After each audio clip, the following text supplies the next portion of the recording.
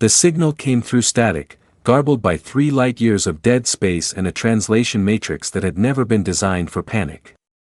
Repeat, this is Outpost Series 9, we are requesting immediate ceasefire terms, I say again, immediate. Fleet Admiral Renna Osk of the Tal'mari Dominion stared at the view screen aboard her flagship Second Judgment, watching the tactical display update in real time. 41 of her warships, gone. Not damaged. Gone. Vaporized, boarded, or worse, turned against their own formation by something her sensors couldn't even classify as a weapon. That's impossible, she said quietly. We outnumbered them 11-1. Her tactical officer, a wiry Quetzalan named Dross, didn't look up from his console. His 4 eyes were locked on a single readout, cycling the same numbers over and over as if repetition might change them. Admiral, the human vessel that engaged the Iron Vow wasn't a warship. What do you mean it wasn't a warship? I mean the transponder ID matches a registered cargo hauler. Civilian registry. Bulk grain transport, Admiral. It had a top speed of 0.6 light speed and a crew of 6. Renna felt something cold settle behind her ribs. And it destroyed the Iron Vow. It rammed the Iron Vow, Admiral. At relativistic velocity. There was nothing left to destroy. 3 days earlier, none of this had been supposed to happen. The Dominion's War Council had reviewed the intelligence twice. Humanity, third-tier species, pre-warp until barely 2 centuries ago, still bickering among themselves over borders drawn on a single insignificant rock they called Earth. Their so-called sole defense fleet numbered, by every count the Dominion spies could produce, 112 capital ships. Renna had brought 306. It should have been a formality. A demonstration. The Dominion didn't even intend to conquer the humans outright, just enough of a beating to bring them to the negotiating table as a tributary state, the way the Dominion had done to 11 other species in the last century. Then the humans had done something no species in recorded Dominion history had ever done. They'd said no. Not through diplomatic channels. Not through a carefully worded surrender with conditions. A woman named Fleet Commander Danielle Argosy, broadcasting on an open channel from the bridge of the USS Constitution, had looked into the camera and said, "You've made a mistake coming here. We're not going to make you regret it slowly." Renna had laughed when the translation came through. She wasn't laughing now. Status on the second wave, Renna barked, gripping the edge of her command console hard enough that her claws left grooves in the alloy. Assembling, Admiral. Sensors show, Dross stopped. Report. Sensors show additional contacts emerging from the asteroid field designated Sol, trailing, 7. Estimate 200 vessels. Configuration unknown. 200 more. On top of the 112 they'd already accounted for. On top of the grain hauler that had just erased an entire strike group by throwing itself into the void at 90% light speed like a spear made of steel and stubbornness. That's not possible, Renna said again, and hated herself for saying it a second time. Our intelligence confirmed. Admiral. Dross's voice had gone very flat, the tone of a soldier reciting facts he didn't want to believe. I don't think that was their full army. I don't think we ever saw their full army. On the screen, the new contacts were resolved. They weren't sleek Dominion-style warships bristling with energy weapons. They were ugly. Blocky. Some of them were clearly retrofitted mining vessels, their hulls scarred with the kind of pitted, unglamorous wear that came from decades of hard use, not shipyard polish. One of them, sensors flagged it, had started its operational life as an icebreaker. And every single one of them was now pointed at the Dominion fleet. Down on the Constitution, Commander Danielle Argosy watched the same tactical display from the opposite side, and felt something that wasn't quite a triumph. It was closer to grief, tightly controlled.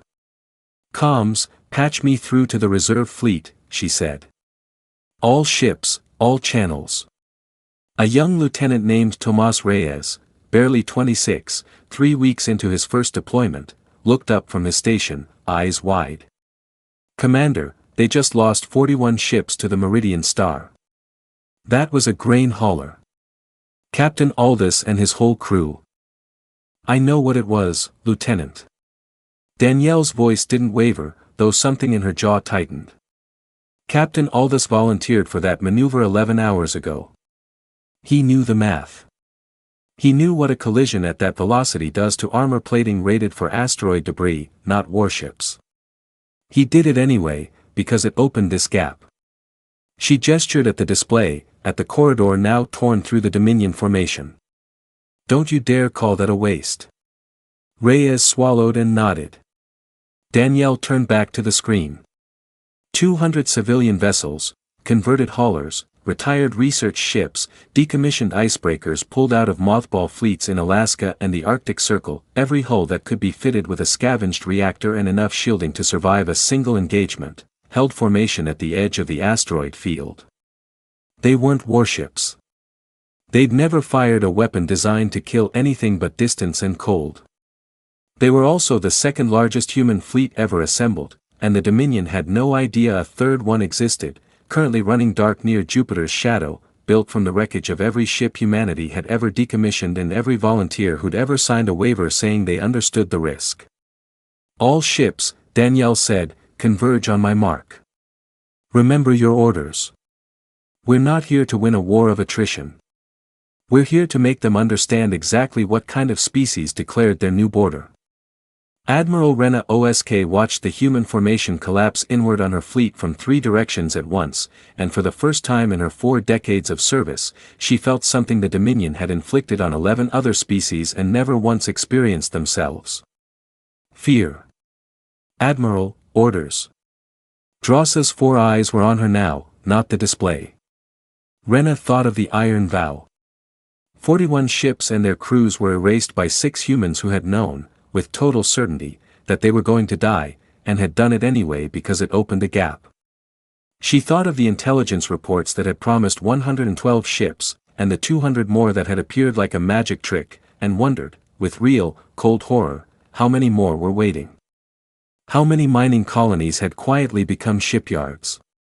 How many civilian vessels back on that single insignificant rock called Earth had a reactor core rated for combat and a crew willing to use it as the last thing they ever did? Signal the retreat, Renna said. Admiral, full retreat? We still outnumber. I said full retreat, Dross. Her voice cracked, just slightly. Send the surviving ships to Rally Point Theta. We are not fighting a species that counts its army by ships. We are fighting a species that counts its army by how many of its people are willing to die to buy the next one to arrive. On the screen, the Dominion formation began to break apart, ships peeling away toward the jump point, engines flaring white-hot with the kind of desperate acceleration usually reserved for prey animals. Danielle Argosy watched them run, and allowed herself, finally, one long breath. Do not pursue, she said quietly. Let them go. Let them tell their empire exactly what happened here. Reyes glanced at her. Commander, that grain ship. The Meridian Star. Did they know?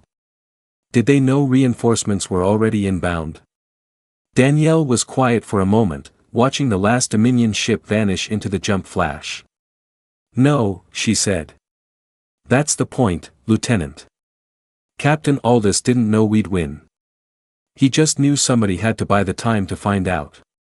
She turned from the view screen, and somewhere behind her eyes, the grief and the pride sat together, inseparable, the way they always would from now on.